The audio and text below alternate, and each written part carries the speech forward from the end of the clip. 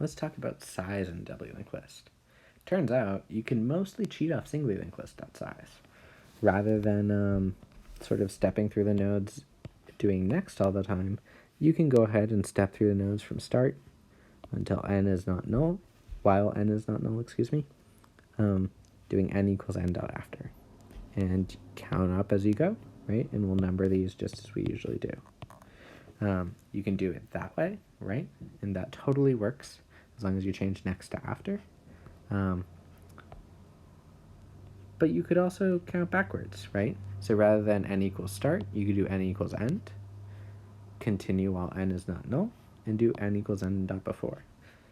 And if you're worried again about not connecting all your befores, which is a very common thing, swapping this in for your size can sort of test that all the time, right? N starts here, points at C, C dot before is B, so n then comes here, and then n then comes here, right? There's not usually a trade-off between going forwards and backwards. The complexity doesn't really change, right? If you knew you had 100 things in the list and you were looking for the 50th thing, it's equivalently bad no matter which direction you start from. And the worst case scenario of it being the last one you check is true whether you start at the front or the end. But it's kind of neat that when you're doing these index things, in fact, when you're just counting, it's okay to go both ways.